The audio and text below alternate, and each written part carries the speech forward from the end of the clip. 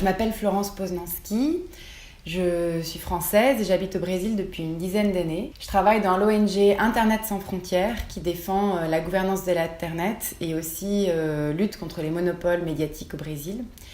Et j'imprime des clitoris, qui sont les clitoris réalisés par Odile Fillot dans le cadre de son travail de recherche qui a permis de réaliser la première modélisation 3D du clitoris. Et mon objectif est simple, l'invasion des clitoris du monde. Nous voulons que les clitoris envahissent le monde.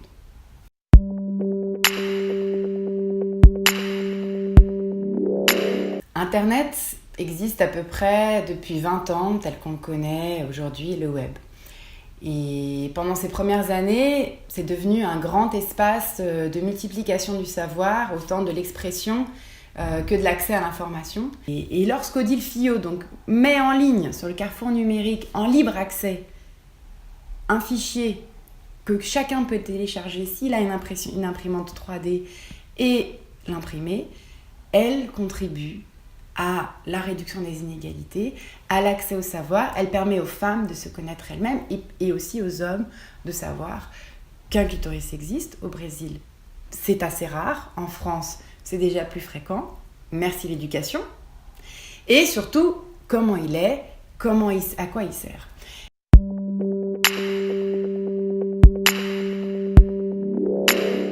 Et donc la discussion sur les licences libres, en fait, elle est là, dans le centre du débat. Dans la mesure où on a d'un côté des grosses multinationales avec des logiciels, des licences qui sont privées et qui du coup gagnent un argent très important sur la base justement du secret. Du secret de la façon dont les applications, dont les services sont proposés. Et de l'autre côté, les licences libres, les logiciels libres, qui permettent en fait de démocratiser le savoir. C'est-à-dire que de la même façon que nous avons imprimé de façon absolument accessible un clitoris avec une imprimante 3D, on peut récupérer un logiciel libre, en transformer et de cette façon coder à l'infini pour produire en fait les services, les applications dont nous avons besoin, sans avoir besoin de passer par un intermédiaire qui va nous demander de payer. Et ça, c'est une vraie innovation et finalement, c'est la continuation de la démocratie par les outils dont on a aujourd'hui besoin pour s'organiser.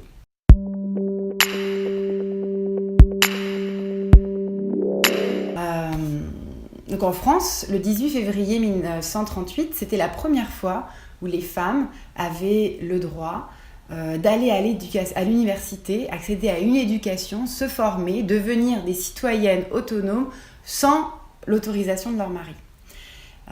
Ça peut paraître aujourd'hui complètement incongru, mais c'est une lutte qui a été le travail de milliers de femmes qui se sont battues pour que nous puissions avoir accès à une information, à une légitimité politique égale à celle des hommes. En 1992, qui est la date de la première échographie du clitoris, c'est la date où le Viagra a été commercialisé.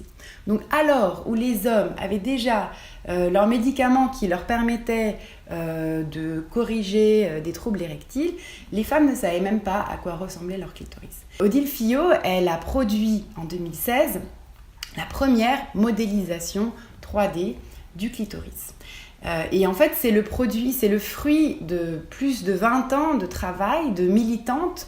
Et donc nous, au Brésil, lorsqu'on a vu arriver ça, dans un contexte où l'avortement est interdit, où le corps des femmes est extrêmement manipulé, extrêmement disputé, où les hommes ne se préoccupent pas, on n'a pas d'éducation sexuelle au Brésil, ont très peu d'intérêt sur la reconnaissance du plaisir féminin, etc.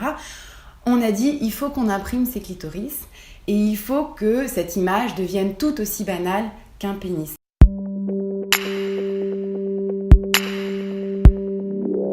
On croyait que le clitoris c'était ça et on se rend compte que le clitoris c'est tout ça. Ça c'est un clitoris en taille réelle, c'est l'impression du modèle fidèlement imprimé par notre collectif Manla au Brésil à partir du fichier mis en ligne par Odile Fillot.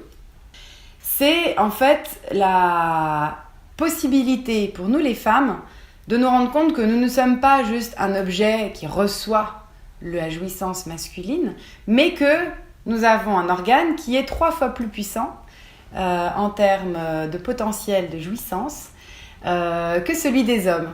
Et ça change tout. Et il fallait effectivement que ce soit une femme qui le montre et qui soit capable justement de capter de l'argent public pour réaliser de la recherche sur la jouissance. Et derrière la jouissance, évidemment, il y a la jouissance de devenir des citoyennes à part égale qui peuvent disputer le pouvoir avec les hommes et qui peuvent disputer justement l'accès à l'information et ce qui est important. Et nous, à travers notre projet, grâce au travail d'Odile Fillot, on dit simplement que les pénis et les clitoris sont tout aussi importants. Et là, je n'ai pas de pénis, désolée, mais pour l'instant, j'en ai 2 pour compenser un peu le fait qu'il y a déjà eu beaucoup de pénis. Et qui sait si un jour, on verra dans la rue autant de tags de clitoris que de taille de pénis, et qu'à l'éducation sexuelle à l'école, on n'apprendra pas que à mettre des capotes, mais aussi à faire des bisous au clitoris.